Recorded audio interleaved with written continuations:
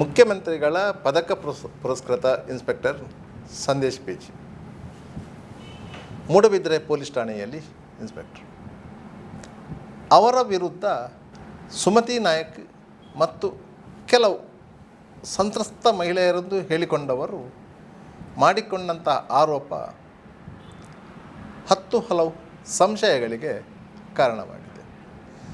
ಸುಮತಿ ನಾಯಕ್ ಅವರು ಮೂಲತಃ ಕಾರ್ಕಳದವರು. ಅವರ ಅಕ್ಕ ಪ್ರಫುಲ್ಲ ನಾಯಕ್ ಅವರು ನಮ್ಮೊಟ್ಟಿಗೆ ಇದ್ದಾರೆ. ಪ್ರಫುಲ್ಲ ನಾಯಕ್ ಅವರು ಹೇಳುವ ಪ್ರಕಾರ Sumathi Nayak inspector Sandesh P G ವಿರುದ್ಧ ಮಾಡುವಂಥ ಆರೋಪದಲ್ಲಿ ಯಾವುದೇ ಉರುಳಿಲ್ಲ. ವೈಯಕ್ತಿಕ ದ್ವೇಷದಿಂದ ಇಂಥ ಆರೋಪಗಳನ್ನು ಮಾಡ್ತಾಯಿದ್ದಾರೆ. ಹಾಗಾದರೆ ಸಂದೇಶ್ ಅವರ ವಿರುದ್ಧ ಇರುವಂಥ ಆರೋಪಗಳಲ್ಲಿ ಪ್ರಮುಖವಾದದ್ದು ಅಂತ ಹೇಳಿದರೆ, ಅವರು ಹೆಣ್ಮಕ್ಕಳಿಗೆ ಲೈಂಗಿಕ ದೌರ್ಜನ್ಯ ಕೊಟ್ಟಿದ್ದಾರೆ ಎನ್ನುವಂಥದ್ದು. ಈ ಬಗ್ಗೆ ಸರಿಯಾದ ಕ್ಲಾರಿಟಿ ಇಲ್ಲ. 2 ವಿಡಿಯೋ ತುಣುಕುಗಳು ಪ್ಲೇ ಆಗಿದೆ. ಅದರಲ್ಲಿ ಒಂದು ಮನೆಯ ಅಡುಗೆ ಕೋಣೆಯಲ್ಲಿ ಹೆಣ್ಮಗಳೊಂದಿಗೆ ಅವರು ಇರುವಂಥದ್ದು. ಅದು ಅವರ ಫ್ಯಾಮಿಲಿಯ ಮನೆ. ಅವರ ಸಹೋದರಿ ಆಗುವವರು ಸಾಮಾನ್ಯವಾಗಿ ತಮಾಷೆಗಾಗಿ ಅವರೊಂದಿಗೆ ನೃತ್ಯ ಮಾಡುತ್ತಿರುವಂತಹ ಒಂದು ವಿಡಿಯೋ. ಅದು ಅದೇ ಮನೆಯ CC ಕ್ಯಾಮರಾದಲ್ಲಿ ದಾಖಲಾಗಿರುವಂಥದ್ದು. 2ನೇ ವಿಡಿಯೋ ಅವರು ಒಂದು ಗೇಟನ್ನು ಅಲ್ಲಾಡಿಸುವಂಥದ್ದು ಮತ್ತು ಗೇಟನ್ನು ಹಾರಿ ಒಳಗೆ ಹೋಗುವಂಥದ್ದು ಮತ್ತು ಅಲ್ಲಿ ನಿಂತಿದ್ದ ಕಾರಿಗೆ ತುಳಿದು ಮನೆಯ ಬಾಗಿಲು ತಟ್ಟುವಂಥದ್ದು. ಈ 2 ವಿಡಿಯೋಗಳು 10 ಹಲವು ಸಂಶಯಗಳನ್ನು ಸೃಷ್ಟಿ ಮಾಡಿದೆ. 1ನೇ ವಿಡಿಯೋದಲ್ಲಿ ಇರುವಂಥ ಹೆಣ್ಣುಮಗಳು ಸಂದೇಶ್ ಅವರ ಸಂಬಂಧಿ ಹೆಣ್ಣುಮಗಳು. ಆ ಮನೆಗೆ ಸಂದೇಶ್ ಅವರು ಹೋಗ್ತಾ ಇದ್ದಾರೆ, ಬರ್ತಾ ಇದ್ದಾರೆ, ಅವರು ತಂಗಿ ಆಗ್ತಾರೆ. ಮತ್ತೊಂದು ಮನೆಯ ಕತೆ ಕೇಳಿದರೆ ವಿಚಿತ್ರ ಅನ್ನಿಸ್ತದೆ. ಆ ಮನೆಯ ಹೆಂಗಸಿಗೆ ಸ್ವಲ್ಪ ಸಮಸ್ಯೆ ಇದ್ದಂಥ ಹೆಂಗಸು. ಗಂಡ ಮತ್ತು ಅವರ ಮಧ್ಯೆ ಸ್ವಲ್ಪ ಭಿನ್ನಾಭಿಪ್ರಾಯ ಇತ್ತು. ಈ ಹಿನ್ನೆಲೆಯಲ್ಲಿ ಅವರ ಗಂಡ ಅವರು ವಿದೇಶದಲ್ಲಿದ್ದಾರೆ. ಅವರು ಫೋನ್ ಮಾಡಿದ ಸಂದರ್ಭದಲ್ಲಿ ಆ ಮಹಿಳೆ ಫೋನ್ ತೆಗಿತಿರಲಿಲ್ಲ. ಆಗ ಅವರು ತಮ್ಮ ಪರಿಚಯ ಇದ್ದಂತಹ ಇನ್ಸ್ಪೆಕ್ಟರ್ ಸಂದೇಶ್ ಅವರಿಗೆ ಮಾಹಿತಿ ಕೊಡ್ತಾರೆ. ಹೀಗೆ ಮನೆಯಲ್ಲಿ ಏನು ತೊಂದರೆ ಆಗಿದೆ ಅಂತ ಗೊತ್ತಿಲ್ಲ, ಅಲ್ಲಿ ಹೋಗಿ ಒಮ್ಮೆ ವಿಚಾರಿಸ್ಬೋದು ಅಂತೇಳಿ. ಹಾಗೆ ಸಂದೇಶ್ ಅವರು ಆ ಮನೆಗೆ ಹೋದಾಗ ಗೇಟಿಗೆ ಬೀಗ ಹಾಕಿತ್ತು. ಒಳಗಿನಿಂದ ರೆಸ್ಪಾನ್ಸ್ ಬರಲಿಲ್ಲ. ಒಂದು ಸ್ಥಳೀಯ ಪೊಲೀಸ್ ಠಾಣೆಯ ಇನ್ಸ್ಪೆಕ್ಟರ್ ಆಗಿ ಜವಾಬ್ದಾರಿ ಇರುವುದರಿಂದ ಸಂದೇಶ್ ಅವರು ಆ ಗೇಟನ್ನು ಹಾರಿ ಒಳಗೆ ಹೋಗ್ತಾರೆ. ಅಲ್ಲೇ ಕೋಪದಿಂದ ಆ ಕಾರಿಗೆ ತುಳಿತಾರೆ. ಅಲ್ಲಿಂದ ಒಳಗೆ ಹೋಗಿ ಬಾಗಿಲು ತಟ್ಟಿದಾಗ ಮತ್ತು ಆ ಹೆಂಗಸು ಬಾಗಿಲು ತೆಗಿತಾರೆ. ಮತ್ತು ಅವರನ್ನು ಸಮಾಧಾನಪಡಿಸಿ ಅವರು ವಾಪಸ್ ಬಂದಿರ್ತಾರೆ. ಆ CCTV ಫುಟೇಜ್ ಆ ಮನೆಯ CCTV ಫುಟೇಜೇ ಅಲ್ಲದೆ ಮತ್ತೇನು ಅಲ್ಲ. ಈ ಎಲ್ಲ ವಿಚಾರಗಳ ಬಗ್ಗೆ ಈ 6 ತಿಂಗಳ ಹಿಂದಿನಿಂದಲೇ ದೂರುಗಳು ದಾಖಲಾಗಿತ್ತು. ಮಂಗಳೂರು ನಗರ ಪೊಲೀಸ್ ಕಮಿಷನರ್ ಸುಧೀರ್ ಕುಮಾರ್ ರೆಡ್ಡಿ ಅವರಿಗೆ ದೂರು ಬಂದಿತ್ತು. ಅವರು ಪಣಂಬೂರು ACP ಶ್ರೀಕಾಂತ್ ಅವರಿಗೆ ಆ ದೂರನ್ನು ವರ್ಗಾಯಿಸಿ ತನಿಖೆ ನಡೆಸಲಿಕ್ಕೆ ಹೇಳಿದರು. ಶ್ರೀಕಾಂತ್ ಅವರು ಸ್ವತಃ ಮೂಡಬಿದ್ರೆ ಪೊಲೀಸ್ ಸ್ಟೇಷನಿಗೆ ಹೋಗಿ ಪ್ರಫುಲ್ಲ ನಾಯಕ್ ಅವರನ್ನು ಸಹ ವಿಚಾರಣೆ ಮಾಡಿದ್ದಾರೆ. ಮತ್ತು ಕೆಲವರನ್ನು ವಿಚಾರಣೆ ಮಾಡಿದಾಗ ಇದು ಉದ್ದೇಶಪೂರ್ವಕವಾಗಿ ಕೊಟ್ಟಿರುವಂತಹ ಸುಳ್ಳು ದೂರು ಎನ್ನುವುದು ಸಾಬೀತಾಗಿ ಆ ದೂರು ಅರ್ಜಿಯನ್ನು ವಿಲೇವಾರಿ ಮಾಡಿದ್ದಾರೆ. ಅದರ ನಂತರ ಸುಮತಿ ನಾಯಕ್ ಅವರು 2 ಬಾರಿ ಕಮಿಷನರ್ ಆಫೀಸಿಗೆ ದೂರು ಕೊಟ್ಟಿದ್ದಾರೆ. ಅದು 2 ದೂರನ್ನು ಅವರಲ್ಲಿ ಟಪಾಲಲ್ಲಿ ಹಾಕಿದರು. ಅದನ್ನು ಹಳೆಯ ದೂರಿನ ಸಾಲಿಗೆ ಆ 2 ದೂರನ್ನು ಸೇರಿಸಿದ್ರು. ಯಾವಾಗ ಸುಮತಿ ನಾಯಕ್ ಅವರು ಅವರ ಮಗನಿಗೆ ಪೊಲೀಸ್ ಠಾಣೆಯಲ್ಲಿ ಸಂದೇಶ್ ಅವರು ಹಲ್ಲೆ ಮಾಡಿದ್ದಾರೆ ಎನ್ನುವಂತಹ ಆರೋಪವನ್ನು ಹೊರಿಸಿದರು, ಆ ಸಂದರ್ಭದಲ್ಲಿ ಆದಂತಹ ಒಂದು ಚಿಕ್ಕ ಘಟನೆ ಅದನ್ನು ಮನಸ್ಸಲ್ಲಿಗಿಟ್ಟುಕೊಂಡು ಸಂದೇಶ್ ಅವರನ್ನು ಬಗ್ಗು ಬಡಿಯಬೇಕು, ಅವರ ವಿರುದ್ಧ ಆರೋಪ ಮಾಡಬೇಕು, ಅವರ ಚಾರಿತ್ರ್ಯ ವಧೆ ಮಾಡಬೇಕು ಎನ್ನುವ ದೃಷ್ಟಿಯಿಂದ 10 ಹಲವು ವಿಡಿಯೋ ಫುಟೇಜ್ಗಳನ್ನು ಕಲೆ ಹಾಕಿಕೊಂಡು ಅವರು ಇಂಥದ್ದೊಂದು ಪ್ರಪಗಾಂಡವನ್ನು ಸೃಷ್ಟಿ ಮಾಡಿದ್ದಾರೆ. ಇದೀಗ ಎಂಟೈರ್ ಘಟನೆಗಳು ಏನಿದೆ ಆ ಬಗ್ಗೆ ತನಿಖೆಗೆ ಆದೇಶ ಆಗಿದೆ. ರಾಜ್ಯ ಮಹಿಳಾ ಆಯೋಗ ಮಂಗಳೂರು ನಗರ ಪೊಲೀಸ್ ಆಯುಕ್ತರಾದ ಸುಧೀರ್ ಕುಮಾರ್ ರೆಡ್ಡಿ ಅವರಿಗೆ ಇಡೀ ಘಟನೆಯ ವಿವರಗಳನ್ನು ಕೇಳಿದ್ದಾರೆ. ಮೊನ್ನೆ ಆಯುಕ್ತರಾದ ಸುಧೀರ್ ಕುಮಾರ್ ರೆಡ್ಡಿ ಅವರು ಪಣಂಬೂರು ACP ಅವರಿಗೆ ವರದಿಯನ್ನು ಕೇಳಿದ್ದಾರೆ. ಇದರಲ್ಲಿ ವಾಸ್ತವ ಏನು ಅಂತ ಹೇಳಿದರೆ, ಸಂದೇಶ್ ಅವರು ಮೂಡಬಿದ್ರೆ ಠಾಣೆಗೆ ಇನ್ಸ್ಪೆಕ್ಟರಾಗಿ ಬಂದು 3 ವರ್ಷಗಳಾಯಿತು. ಮೂಡಬಿದ್ರೆ ಪರಿಸರದಲ್ಲಿ ಯಾವುದೇ ರೀತಿಯ ಅಕ್ರಮ ಚಟುವಟಿಕೆಗಳಿಗೆ ಆಸ್ಪದ ಕೊಡ್ತಾ ಇರಲಿಲ್ಲ. ಯಾವುದೇ ರೀತಿಯ ಚಿಕ್ಕ ಘಟನೆಯಾದರೂ ಸ್ಥಳಕ್ಕೆ ಧಾವಿಸ್ತಾಯಿದ್ರು, ಅದನ್ನು ಪರಿಹರಿಸ್ತಾಯಿದ್ರು. ಮೂಡಬಿದ್ರೆಯ ಟ್ರಾಫಿಕ್ ಸಮಸ್ಯೆಗೆ ಮುಕ್ತಿ ಕೊಡಿಸಿದ್ದು ಸಂದೇಶ್ ಅವರು. ಇಲ್ಲಂದರೆ ಅಲ್ಲಿನ ಟ್ರಾಫಿಕ್ ಸಮಸ್ಯೆಯೇ ಮೂಡಬಿದ್ರೆ ಜನರ ಪಾಲಿಗೆ ಕಂಟಕವಾಗಿದ್ದು. ಸುಮಾರು 28,000 ವಿದ್ಯಾರ್ಥಿಗಳು ಕಲಿಯುತ್ತಿರುವಂಥ ಒಂದು ವಿದ್ಯಾಸಂಸ್ಥೆ ಇದೆ, ಅದು ಆಳ್ವಾಸ್. ಅಂತಹ ಮೂಡಬಿದ್ರೆಯಲ್ಲಿ 1000 ಕಂಬದ ಬಸದಿ ಇದೆ, ಪ್ರಾಚೀನ ದೇಗುಲಗಳಿವೆ, ಎಲ್ಲವೂ ಇದೆ. ಇಂತಹ ಮೂಡಬಿದ್ರೆಯಲ್ಲಿ ಶಾಂತಿ ಸುವ್ಯವಸ್ಥೆ ಕಾಪಾಡುವಂತಹ ಮಹತ್ವದ ಜವಾಬ್ದಾರಿಯನ್ನು ಯಶಸ್ವಿಯಾಗಿ ನಿರ್ವಹಿಸಿದವರು ಸಂದೇಶ್. ಸ್ವಲ್ಪ ಮುಂಗೋಪಿ, ಆದರೂ ಕಾನೂನಿಗೆ ಅನುಗುಣವಾಗಿ ಕರ್ತವ್ಯವನ್ನು ನಿರ್ವಹಿಸ್ತಾ ಇರುವವರು. ತಪ್ಪು ಮಾಡಿ ಬಂದವನಿಗೆ ಅವರಲ್ಲಿ ದಂಡನೆ ಇದೆ, ಆದರೆ ಅನ್ಯಾಯಕ್ಕೆ ಒಳಗಾದವನಿಗೆ ಅಲ್ಲಿ ಸಾಂತ್ವನವು ಇದೆ. ಈ ರೀತಿಯ ವ್ಯಕ್ತಿ. ಯಾಕಂತ ಹೇಳಿದರೆ ಮೂಡಬಿದ್ರೆ ಅಂತ ಹೇಳಿದರೆ ಸಂದೇಶ್ ಅವರಿಗೆ ತವರೂರು ಇದ್ದ ಹಾಗೆ. ಅಲ್ಲಿ ಅವರ ಸಂಬಂಧಿಕರು ಇವರು ಎಲ್ಲರೂ ಇದ್ದಾರೆ. ಆದ್ದರಿಂದಾಗಿ ಅಲ್ಲಿ ಅವರು ಪೊಲೀಸ್ ವ್ಯವಸ್ಥೆಯನ್ನು ದುರ್ಬಳಕೆ ಮಾಡಿಕೊಳ್ಳಲಿಕ್ಕೆ ಸಾಧ್ಯ ಆಗುವುದಿಲ್ಲ.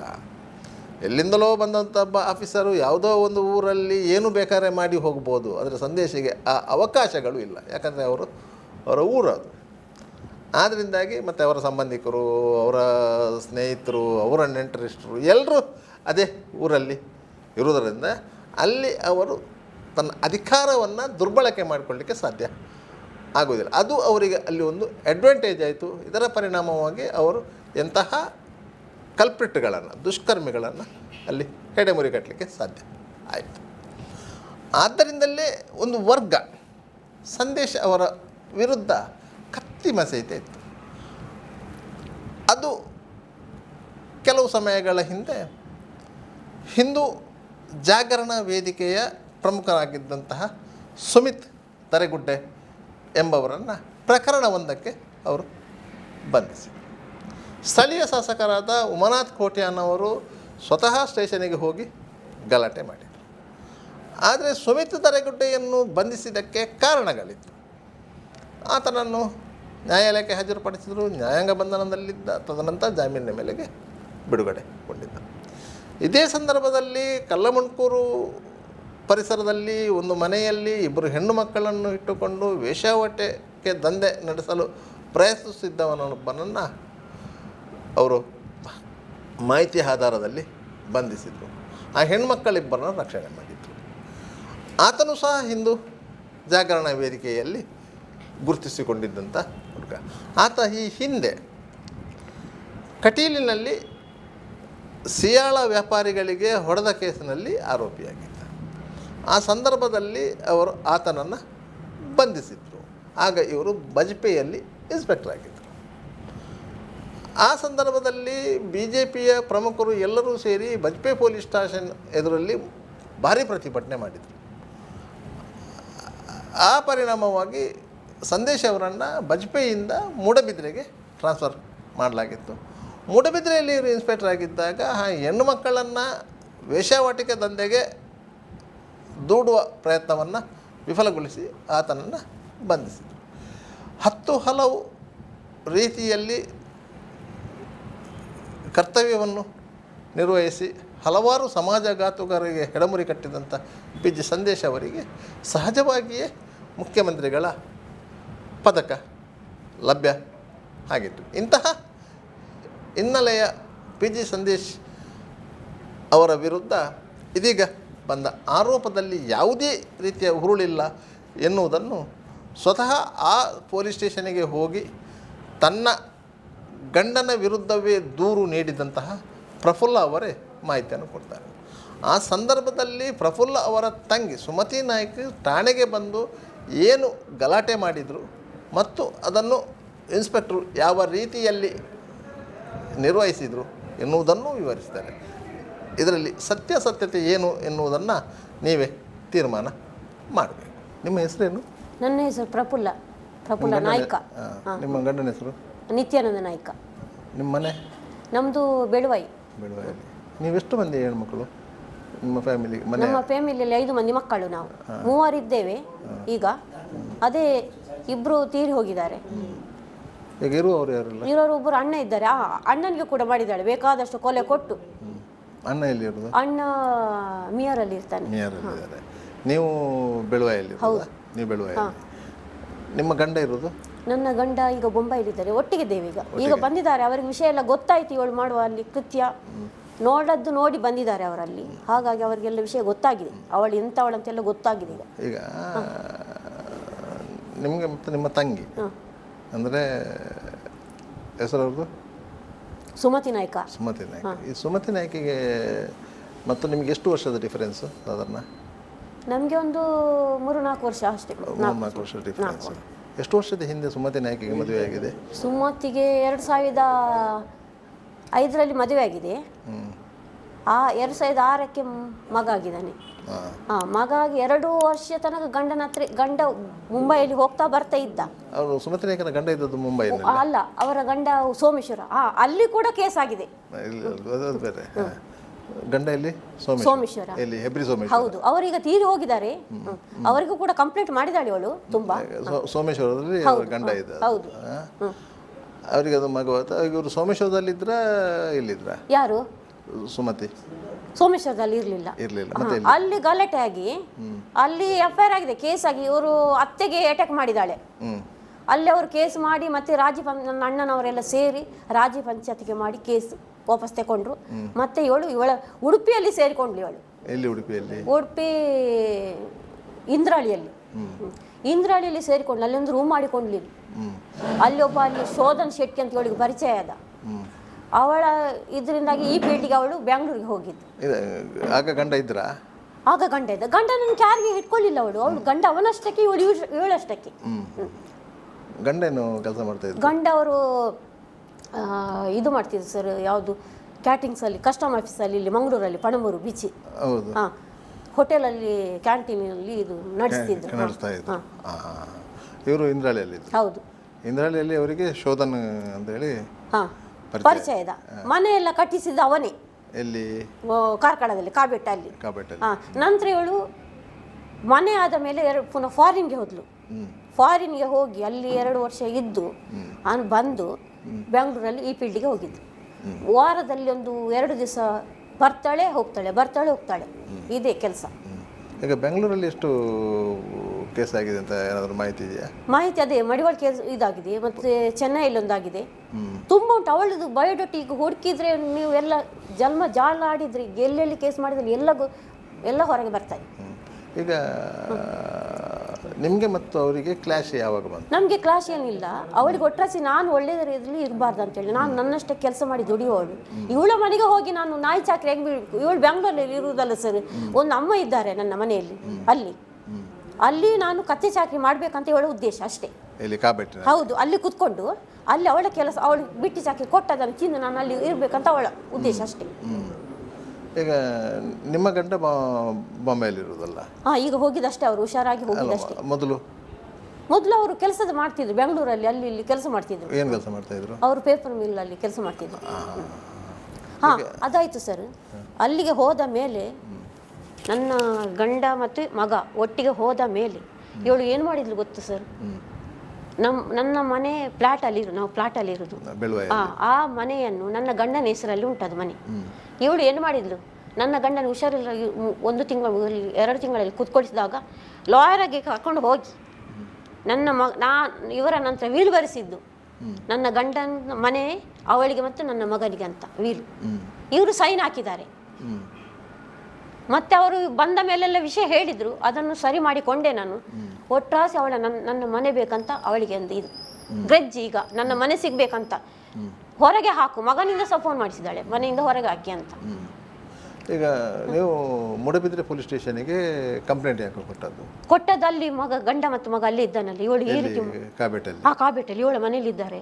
ಇವಳು ಅಲ್ಲಿ ಹೋದವ್ರು ತಾಯಿಯನ್ನು ನೋಡ್ಲಿಕ್ಕೆ ಹೋದವ್ರನ್ನ ಬರ್ಲಿಕ್ಕೆ ಬಿಡ್ತಾ ಇಲ್ಲ. ಇದು ಇದು ಇನ್ನು ಹೀಗೆ ಮಾಡಿದ್ರೆ ನನ್ನ ಗಂಡ ಸಹ ಇಲ್ಲ, ನನ್ನ ಮಗ ಸಹ ಇಲ್ಲ ಅಂತೇಳಿ ನಾನು ಅಲ್ಲಿಗೆ ಕಂಪ್ಲೇಂಟ್ ಕೊಡ್ಲಿಕ್ಕೆ ಬಂದದ್ದು. ಹೌದು, ಸ್ಟೇಷನ್ಗೆ. ಯಾವಾಗ? ಕಳೆದ ಜುಲೈಯಲ್ಲಿ? ಕಳೆದಲ್ಲ, ಮೇ ತಿಂಗಳಲ್ಲಿ. ಈಗ 1 ವರ್ಷ ಆಗ್ತಾ ಬಂತು. ಆವತ್ತಿಂದ ಈ ತನಕ ಸಹ ನನಗೆ ಬಿಡ್ತಾ ಇಲ್ಲ ಅವಳು. ಒಂದರ ಮೇಲೆ ಒಂದು ಕೇಸ್ ಕೊಡ್ತಾನೇ ಇದ್ದಾಳೆ. ಅಲ್ಲ, ನೀವು ಮೂಡಬಿದ್ರೆಗೆ ಬಂದು ಕಂಪ್ಲೇಂಟ್ ಕೊಟ್ಟಿರಲ್ಲ, ಕಂಪ್ಲೇಂಟಲ್ಲಿ NC ಮಾಡಿದ್ರಾ? ಅಲ್ಲಿ ವಿಚಾರಣೆ ಮಾಡಿದ್ರು. ನಿಮ್ಮ ಗಂಡನನ್ನು ಕರೆಸಿದ್ರಾ? ಗಂಡನ ಕರೆಸಿದ್ರು.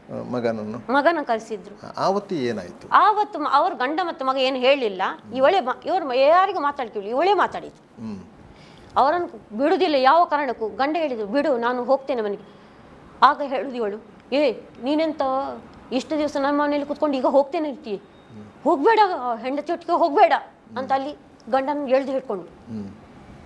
ಆಗ ಇನ್ಸ್ಪೆಕ್ಟರ್ ಸಂದೇಶ್ ಇದ್ರು, ಸಂಜೆ ಇದ್ದದ. ಅವರು ಇದು ಮಾಡಿದ್ರು, ಎಂತ ನೀನು ಹೀಗೆ ಮಾಡ್ತೀಯಲ್ಲ, ಇದು ಮಾಡ್ತೀನಿ. ತದನಂತರ ಏನಾಯ್ತು? ತದನಂತರ ಇದು ಕಂಪ್ಲೇಂಟ್ ಆಯ್ತು. ಅಲ್ಲಿ ಬಂದ್ರ ಸರ್ ಕಾನ್ಸ್ಟೇಬಲ್ ಬಂದು ವಿಚಾರಣೆ ಮಾಡಿದ್ರು. ನಮ್ಮನ್ನು ವಿಚಾರಣೆ ಮಾಡುವಾಗ ಇವಳು ಯಾರು ಹೇಳಿದ ಮಾತನ್ನು ಕೇಳ್ತಾನಿಲ್ಲ, ಎದುರು ಪಾರ್ಟಿಯವ್ರಿಗೆ ಮಾತಾಡಲಿಕ್ಕೆ ಬಿಡ್ತಿರಲಿಲ್ಲ. ನಂತರ 6 ಗಂಟೆ ಹೊತ್ತಿಗೆ ಅವರು ಒಂದು ರೌಂಡ್ ಹೊಡೆದು ಬಂದರು ಸ್ಟೇಷನ್ಗೆ. ಬಂದಾಗೆ ಕೇಳಿದರು, ಎಂಥದ್ದು ಗಲಾಟೆ ಇಲ್ಲಿ, ಯಾರು ಬೊಬ್ಬೆ ಹಾಕೋದು ಹಾಗೆ ಅಂತ ಕೇಳ್ತಾ ಬಂದರು. ಕೇಳ್ತಾ ಬರುವಾಗ ಇವರು ಕಾನ್ಸ್ಟೇಬಲ್ ರವೀಂದ್ರ ಸರ್ ಹೇಳಿದರು, ನೋಡಿ ಸರ್, ಆಗದಿಂದ ಇಲ್ಲಿ ಬೊಬ್ಬೆ ಹಾಕ್ತಾ ಇದ್ದಾಳೆ ಹೆಂಗಸು. ಇದು ಸುಮತಿಯ ಅದು ಪ್ರಫುಲ್ಲ ನಾಯ್ಕರವರ ತಂಗಿ ಅಂತ ಇವಳು ಹೇಳಿದೊಂದು ಒಂದು ಕೇಳುವುದಿಲ್ಲ ಸರ್. ಯಾಕಮ್ಮ ಏನಾಯಿತು? ಅವ್ರು ಮಾತಾಡಿದ್ರು ಹಾಗೆ, ಯಾಕಮ್ಮ ಏನಾಯ್ತು ಅಂತ. ಎಂತಾಯಿತು ಅದು ಕೇಳಿದ್ರು. ಸರ್ ನಿಮಗೆ ಗೊತ್ತಿಲ್ಲ, ಅವಳು ಹಾಗೆ ಹೀಗೆಲ್ಲ ಮಾತಾಡಿ. ಆಯಿತು ನೋಡುವ, ಗಂಡ ಹೆಂಡಿ ವಿಚಾರಣೆ ಅಲ್ಲ, ಅದು ನಾನು ಸರಿ ಮಾಡ್ತೇನೆ ಬನ್ನಿ ಮನೆಗೆ ಒಳಗೆ ಅಂತ ನಮ್ಮನ್ನು ಅಲ್ಲಿ ಒಳಗೆ ಕರೆದ್ರು. ಕಳೆಯುವಾಗ ನೀವೆಲ್ಲಿಗೆ ಹೋಗ್ತೀರಾ? ನೀವು ಹೋಗಬೇಡಿ, ನನಗೆ ಬರಬೇಕು ಅಲ್ಲಿ. ಬೇಡಮ್ಮ, ನಿಮಗೆ ಎಂತ ವಿಚಾರಣೆ ಉಂಟು, ಅವರಿಗೆ ಗಂಡ ಹೆಂಡಿದು ಸಮಸ್ಯೆ, ನೀನು ಯಾಕೆ ಬರ್ತೀಯ ಅಂತ ಹೇಳಿದರು. ಹೇಳುವಾಗ ಇವಳು ಕೇಳುವುದಿಲ್ಲ. ನಾನು ಸಿದ್ದರಾಮಯ್ಯನ ಹೇಳ್ತೇನೆ, ರಾಜಕಾರಣಿಯವರ ಹೆಸರನ್ನೆಲ್ಲ ಹೇಳ್ತಾಳೆ. ಹೋಗು ಹೇಳು, ಯಾರಿಗೆ ಹೇಳ್ತಿ, ಏನು ಮಾಡ್ತಿ ಮಾಡಂತ ಹೇಳಿದರು. ಅಷ್ಟೊತ್ತಿಗೆ ಅವಳ ಮಗ ವಿಡಿಯೋ ಮಾಡ್ತಾನೆ. ವಿಡಿಯೋ ಮಾಡುವಾಗ ಇವಳು ಎಂತ ಮಾಡ್ತಾಳೆ, ಸರಿ ಅಂತ ಮಾಡ್ತಾರೆ, ಅವರ ಕೈಯಿಂದ ಮೊಬೈಲ್ ತಗೊಳ್ಳು, ಅಲ್ಲಿ ವಿಡಿಯೋ ಮಾಡುವ ರೂಲ್ಸ್ ಇಲ್ಲ ಸ್ಟೇಷನಲ್ಲಿ ಹೇಳ್ತಾರೆ. ಆವಾಗ ವಿಡಿಯೋ ಮಾಡುವಾಗ ಮೊಬೈಲ್ ತಗೊಳ್ಳುವಾಗ ಅವರ ಕಾನ್ಸ್ಟೇಬಲ್ ಕಾಲರ್ ಹಿಡಿತಾನೆ ಮಗ. ಕಾಲರ್ ಹಿಡಿಯುವಾಗ ಇವಳು ಚಪ್ಪಲ್ ತೆಗಿತಾಳೆ ಹಿಂದಿನಿಂದ. ಚಪ್ಪಲ್ ತೆಗೆಯುವಾಗ ನಾನು ಹೇಳಿದ್ದೆ, ಎಲ್ಲರೂ ಬಂದು ಅವಳನ್ನು ಹಿಡ್ಕೊಳ್ಳುವಾಗ ನಾನು ಹೇಳಿದೆ, ಸರ್ ಅವಳು ಅಂತಿಂತ ಹೆಣ್ಣಲ್ಲ ಸರ್, ಅವಳು ಭಯಂಕರ ಇದು, ಎಲ್ಲರಿಗೂ ಹೊಡಿದು ಇದೇ ಕೆಲಸ, ಇದು ವಿಷಯ ಒಟ್ಟಿಗೆ ದಂಧೆ ಒಳ ಕೆಲಸ, ಎಲ್ಲ ಊರು ಬಿಟ್ಟ ಅವಳು ಹೇಳಿದೆ. ಆವಾಗ ಸರ್ ಹೇಳಿದರು, ಹೌದಾ, ಎಂತ ಮಾತಾಡ್ತಾ ಇರುವಾಗ ಅವಳ ಮಗ ಬಂದ ನನಗೆ ಅಟ್ಯಾಕ್ ಮಾಡಲಿಕ್ಕೆ ಬಂದ. ಯಾರು? ಸುಮತಿಯ ಮಗ. ಅಟ್ಯಾಕ್ ಮಾಡಲಿಕ್ಕೆ ಬರುವಾಗ ಮಗನಿಗೆ 2 ಕೊಟ್ಟು ಒಳಗೆ ಕೂತ್ಕೊಳಿಸಿದ. ಹೌದು ಸರ್, ಅಷ್ಟೇ ಒಂದು ಗ್ರೆಜ್ಜಿಗೆ ಇವಳು ನನ್ನ ಮಗನಿಗೆ ಹೊಡೆದಿದ್ದಾರೆ ಎನ್ನುವ ವಿಷಯಕ್ಕೆ ಅವನನ್ನು ಆವಾಗಲೇ ಹೇಳಿದ, ನಿನ್ನ ಕೆಲಸ ಒಂದೇ ತೆಗಿತೇನೆ ಅಂತ. ಅಷ್ಟು ರೂಲ್ಸ್ ಇಲ್ವಾ? ಅಲ್ಲಿ ಫೈಟ್ ಮಾಡುವಾಗ ಪೊಲೀಸರೇನವರು ಯೂನಿಫಾರ್ಮ್ ಡ್ರೆಸ್ ಹಾಕಿಕೊಂಡವ್ರು ಹಾಗೆ ಬಿಡ್ತಾರ? ಈಗ ಆವತ್ತು ನಿಮ್ಮ ಗಂಡ ನಿಮ್ಮೊಟ್ಟಿಗೆ ಬಂದ್ರ? ಇಲ್ಲ, ಸೀದಾ ಹೋದ್ರು ಒಟ್ಟಿಗೆ. ಇವಳು ಬಿಡ್ಲಿಲ್ಲ, ಸೀದಾ ಕರ್ಕೊಂಡೇ ಹೋದದ್ದು. ಕರ್ಕೊಂಡು ಹೋದವಳು ಏನು ಮಾಡಿದ್ಲು, ನನ್ನ ಗಂಡ ಹೇಳ್ತಾರೆ ಈಗ ಬಂದ ಮೇಲೆ, ಬ್ಲೇಡ್ ಉಂಟಲ್ಲ ಸರ್, ಬ್ಲೇಡನ್ನು ಕೈಯನ್ನು ಚುಚ್ಚಿಕೊಂಡು ಹೀಗೆ ಗೀಟ್ ಹಾಕಿ ಅಜ್ಜರಕಾಡು ಹಾಸ್ಪಿಟಲ್ಗೆ ಅಡ್ಮಿಟ್ ಆದ್ಲಂತಿ. ಅಲ್ಲಿ ಅಡ್ಮಿಟ್ ಆಗಿ ಇದು ಕಂಪ್ಲೇಂಟ್ ಕೊಟ್ಲು ಕಮಿಷನರ್ ಆಫೀಸಿಗೆ. ವಿಚಾರಣೆ ಮಾಡಿದ್ದು ಸರ್, ನಾನು ಎಲ್ಲ ಇದ್ದ ವಿಷಯ ಎಲ್ಲ ಹೇಳಿದೆ. ನಿಮ್ಮನ್ನು ವಿಚಾರಣೆ ಮಾಡಿದ್ರು? ಅಲ್ಲ, ನನ್ನನ್ನು ಕರೆದು ಕೇಳಿದ್ರು, ಏನಾಯ್ತಮ್ಮ ಅಂತ ಕೇಳುವಂತೆ. ರಾತ್ರಿ ಆದ ವಿಷಯ ಎಲ್ಲ ನಾನು ಹೇಳಿದೆ, ಸತ್ಯ ಸಂಗತಿ ಹೇಳಿದೆ ನಾನು. ಎಲ್ಲಿ ಕಮಿಷನರ್ ಆಫೀಸ್ ಅಲ್ಲ, ACP ಅಲ್ಲ, ಇಲ್ಲಿ ಅವರು ಮೂಡುಬಿದ್ರೆಗೆ ಬಂದು ಕೇಳಿದ್ರು ಅವಾಗ. ಮೂಡುಬಿದ್ರೆಗೆ? ಹೌದು, ACP ಬಂದು ಕೇಳಿದ್ರು. ಹೌದೌದು. ಈಗ ಇವಳು ಕೈ ಕೊಯ್ಕೊಂಡು ಕಮಿಷನರ್ಗೆ ಕಂಪ್ಲೇಂಟ್ ಮಾಡಿ? ಹೌದು, ಮಾಡಿದ್ದಾಳೆ. ಏನಂತ? ಕಮಿಷನರ್ಗೆ ಮಾಡಿದಲ್ಲ, ನನಗೆ ಹೊಡೆದಿದ್ದಾನೆ ಸ್ಟೇಷನ್ ಅಲ್ಲಿ ಅಂತ. ಯಾರು? ಇನ್ಸ್ಪೆಕ್ಟರ್. ನನಗೆ ಹೊಡೆದಿದ್ದಾನೆ ಅಂತೇಳಿ ಕಂಪ್ಲೇಂಟ್ ಕೇಸು. ಹಾಗೆ ACP ಅವರು ಬಂದು ಮೂಡುಬಿದ್ರೆ ಪೊಲೀಸ್ ಸ್ಟೇಷನಲ್ಲಿ ಎನ್ಕ್ವೈರಿ ಮಾಡಿದ್ದಾರೆ. ಮಾಡಿದ್ದಾರೆ. ಮಾಡಿದಾಗ ನೀವು ಅವು ಏನಾಗಿದೆ ಅದನ್ನು ಎಲ್ಲ ವಿಷಯ ಘಟನೆ ಎಲ್ಲ ಹೇಳಿದ್ದೇನೆ ನಾನು. ತದನಂತರ ಬೆಳವಣಿಗೆ ಏನಾಯಿತು? ಅದನಂತರ ಒಂದೊಂದು ಕೇಸ್ ಹಾಕ್ತಾ ಇದ್ದಾಳೆ ಪೊಲೀಸ್ಗೆ, ನನಗೆ ಹಾಕ್ತಾನೇ ಇದ್ದಾಳೆ. ಒಂದು ವರ್ಷ ಆಗ್ತಾ ಉಂಟು. ಒಂದಲ್ಲ ಒಂದು ಹಾಕ್ತಾನೇ ಇದ್ದಾಳೆ. ಅವ ಮಗನನ್ನು ಹಿಡ್ಕೊಳ್ಳೋದು, ಕಂಪ್ಲೇಂಟ್ ಕೊಡೋದು, ಮಗನ ಹಿಡ್ಕೊಳ್ಳೋದು, ಕಂಪ್ಲೇಂಟ್ ಕೊಡೋದು, ಇದೇ ಕೆಲಸ. ನಾನು ಬಿಟ್ಟೆ ಎಂತ ಮಾಡೋದು, ಎಂತ ಸಹ ಮಾಡಲಿ. ನಮಗೆ ಹಾಗೆ ಹೋಗ್ಲಿಕ್ಕೆ ನಮ್ಮಲ್ಲಿ ಹಣ ಸಹ ಇಲ್ಲ, ನಮಗೆ ಇದು ಬೇಕಲ್ಲ, ಹೊಟ್ಟೆ ತಿನ್ಬೇಕಲ್ಲ, ಕೆಲಸ ಬೇಕಲ್ಲ. ಅವಳಿಗೆ 4 ದಿವಸ ತಿಂದು ಎರಡಕ್ಕೆ ಹೋಗುವವಳಿಗೆ ಏನು ಎಲ್ಲಿ ಸಾಣ ಬರ್ತದೆ?